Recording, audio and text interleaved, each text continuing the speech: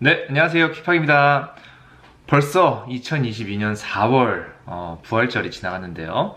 이번 기회에 2022년 1사분기 부동산 시장이 어떻게 변화했는지 저하고 한번 검토를 해보도록 하겠습니다. 자, 화면 같이 보시죠.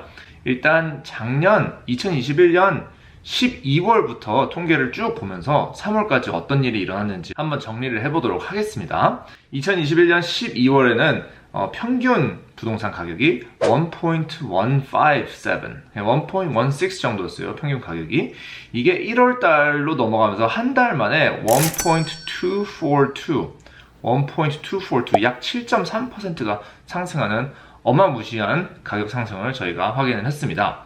전반적인 거래량은 약 6.5% 감소를 했고요. 시즈널리티를 따졌을 때 1월 달이 항상 조금 더 적어요. 그리고 전반적인 마켓 액티비티를 보면은 0.9 months of inventory, 아직도 굉장히 셀러스 마켓이라는 걸 저희가 확인을 할 수가 있고요. 뉴 리스팅이 54%가 증가했어요. 그만큼 이제 많은 사람들이 집을 팔려고 이제 마켓에 들어오고 있는 거고요. 추가로 보셔야 되는 건 average days on market이 줄어들었어요. 그건 무슨 뜻이냐면은 물건을 리스팅을 하면은 팔릴 때까지 걸리는 시간이 더 짧아졌다는 뜻이에요. 그만큼 사람들이 더 빨리 사간다는 뜻이죠. 이제 종목별로 가격을 보시면은 디태치드가 1.74, 세미 디태치가 1.3, 타운하우스가 1.8만 불, 그리고 콘도가 한 74만 8천 불, 이렇게 해서 가격이 약 9%, 11%, 9%, 그리고 5%가 오르는 효과를 저희가 12월에서 1월로 넘어가는데 확인을 했습니다. 그 다음에 1월에서 2월은 어떻게 됐느냐. 1월 가격 1.24였는데 가격이 또 8.2%가 상승을 하면서 가격이 1.344까지 단 한 달 만에 올라왔어요. 그러니까 1월 달에 7% 오르고 2월 달에 8%가 오른 거죠. 두 달 만에 한 15%의 가격이 오른 거예요. 평균 가격이 한 15만 불, 1억 5천이 오른 거예요. 엄청난 숫자죠. 그리고 이제 거래량도 많이 늘었어요. 거래량이 61%가 상승을 하면서 굉장히 많은 거래량의 상승을 보여줬는데요. 1월 달에 거의 2배, 5,600건에서 한 9,000건이 됐으니까 상승이 굉장히 높았습니다. Months of Inventory 0.9, 아직도 완전히 셀러스 마켓이고요. Active Listing도 54%가 증가하면서 점점 많은 사람들이 더 팔려고 하는 거예요. Average Days on Market, 이것도 또 한 번 5.3%가 줄어들면서 집을 파는 데까지 걸리는 시간이 더 줄어들면서 아직도 완전히 셀러스 마켓이라는 걸 제가 확인을 했습니다. 종목별로 평균 가격을 보시면은 디태치가 1.79, 그냥 1.8 정도라고 생각하시면 될 것 같아요. 그리고 세미 디태치가 1.35, 타운하우스가 1.12, 그리고 콘도가 79만 9천 불, 한 80만 불까지 빡 치고 올라왔어요. 콘도가 더 많이 올라왔죠. 6.9%, 그리고 나머지 종목들은 한 3%에서 3.5%의 가격 상승하는 것을 저희가 2월 달에 확인을 했습니다. 그리고 3월 달에 무슨 일이 일어났냐. 3월 달을 보시면은 평균 가격이 1.344에서 조금 줄어들었어요. 1.299, 살짝 감소. 3.3% 감소. 거래량은 그래도 증가를 했어요. 20%가 더 많이 거래를 했습니다. 그만큼 마켓이 스틸 액티브하다는 뜻이에요. 굉장히 아직 활발한 움직임을 보여주고 있었습니다. 0.9% 아직도 완전 셀러스 마켓이고요. 리스팅 41.6% 상승했어요. 리스팅 계속 더 많은 사람들이 팔려고 내놓는다는 뜻이에요. 근데 average days on market은 NC는 무슨 뜻이냐면 no change, 변함이 없었다. 지난달하고 이번 달하고 거의 비슷했다. 아직도 셀러스 마켓이에요. 종목별로 가격을 좀 보시면은 디태치가 가장 많이 떨어졌어요. 마이너스 5.5%, 그리고 세미 디태치가 3% 떨어지고 타운하우스가 3% 떨어지고, 콘도 지금 여기는 마이너스 1.1%가 나왔는데 사실 계산을 해보면 이게 1% 상승이에요. 얘네가 마이너스를 잘못 넣은 거예요. 요거는 좀 양해를 부탁드립니다. 콘도만 유일하게 가격이 살짝 상승했어요. 그걸 어떻게 확인할 수 있냐면은 여기는 평균 가격이 80만 8천 불이라고 적혀 있는데 2월 달에는 79만 9천 불. 그러니까 평균 가격이 1% 정도 오른 것을 제가 확인할 수가 있습니다. 그래서 한마디로 정리를 드리자면은 12월, 1월, 2월 가격이 평균 가격이 7%, 8% 막 이렇게 상승을 하면서 총 15%가 올라왔다가 3월 달에 사람들이 좀 너무 이건 심했다. 좀 숨 좀 쉬자 이러면서 잠깐 쉬어가는 타임이라고 생각하시면 될 것 같아요. 그래프를 보면 항상 그래프가 막 이런 거 하잖아요. 이렇게 왔다 갔다 위로 왔다 갔다. 그래서 두 번 이렇게 띵띵 올라갔으면 한 번은 내려왔다가 또 다시 숨을 고른 다음에 다시 올라갈 수 있는 준비를 하는 시기가 바로 3월이라고 생각하시면 되겠습니다. 4월달 통계가 가장 궁금해요. 왜냐하면 4월달에 무슨 큼직큼직한 일이 일어났냐면은 바로 인트레스트 레이트이 요번에 half a basis point, 0.5%가 상승을 하는 발표를 뱅크 오브 캐나다가 했습니다.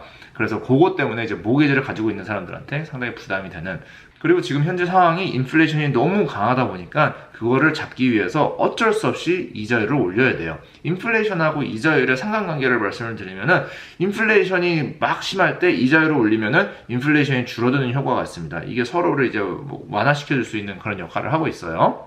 이자율이 인플레이션을 낮춰줄 수 있는 역할을 하고 있다는 것은 투자하는 사람으로서는 기본 상식으로 알아두셔야 되는 굉장히 중요한 정보입니다. 그거 항상 염두에 두시고요. 이자율이 인플레이션을 잡는다. 인플레이션은 왜 일어나느냐? 화폐 가치의 하락, 우리가 계속 말씀드렸듯이 또 화폐를 너무 많이 찍다 보면은 인플레이션이 일어날 수밖에 없는 거예요. 그래서 코로나 시기 때 위기가 닥치니까 정부에서 화폐 찍기로 이제 베네핏을 만들어서 시민들에게 제공을 해줬고, 그 효과로 인해서 인플레이션이 찾아왔고, 그 인플레이션을 대응하기 위해서 우리가 이제 이자율을 올리는 시기까지 왔습니다. 요게 이제 이자율을 어떻게 올리는지가 또 굉장히 중요한 부분이에요. 이자율을 잘 올려야지만 이게 부드럽게 소프트 랜딩을 하게 돼 있어요, 이 경제가. 근데 이 이자율을 너무 확 올리면은 갑자기 또 이제 과부하가 걸려서 모게지 디폴트가 난다거나 이럴 수가 있기 때문에 이것도 정부가 굉장히 모니터링을 하면서 조심스럽게 움직이면서 대응하는 부분 중에 하나라는 점 염두에 두세요. 자, 그러면 3월 통계 마지막으로 작년 3월하고 한번 비교를 해보고 마무리를 하겠습니다. 작년 3월에는 average price가 1.097이었어요. 그리고 지금 1년이 지난 이 상황이 1.299까지 왔으니까 가격이 약 18.5%가 상승했습니다. 종목별로 보면은 디태치가 20%, 그리고 세미 디태치가 26%, 타운하우스가 25%, 그리고 콘도가 19.6%, 전반적으로 모두 한 20% 정도가 가격이 상승한 것을 저희가 확인을 할 수가 있습니다. 굉장히 가격 많이 올라왔죠? 그러면 앞으로 우리가 2022년에 무엇을 기대를 할 수가 있느냐? 이제 이자율을 얼만큼 올리느냐에 따라서 이 집값이 이제 어떻게 되느냐가 좀 결정이 될 것 같아요. 이자율을 빨리 올리면 빨리 올릴수록 집값의 상승세가 완화되는, 그러니까 어느 정도 이렇게 슬로우 다운하는, 이렇게 좀 천천히 가게끔 이제 정부가 유도를 할 것 같아요. 가격이 내려올 것이냐? 내려올 수도 있어요. 제가 봤을 때는 그 확률은 높진 않지만 내려올 가능성은 있습니다. 그 내려오는 폭이 얼마가 될 것이냐, 이거는 폭락이라는 것은 거의 가능성이 없는 상황이고요. 제가 봤을 때는 뭐 3%, 5% 이 정도의 조정은 있을 것 같아요. 10% 이상의 조정은 보기 어렵다고 저는 개인적으로 판단을 하고 있습니다. 그리고 분양 가격이 그럼 혹시 내려오지 않을까 하고 기대하시는 분들이 계세요. 고객님께서 이해를 하셔야 되는 게, 개발사는 보통 사람들보다 돈이 많고 체력이 좋습니다. 예를 들어서 고객님이 개발사라고 했는데 땅을 10개를 들고 있어요. 10개를 들고 있어서 나는 급하지가 않아요. 어차피 지금 짓고 있는 건물들도 있으니까. 여기서 마켓이 살짝 안 좋아졌다. 마켓이 안 좋아지면 개발사는 그 10개 땅을 다 개발을 안 하고선 들고 있어도 상관이 없어요.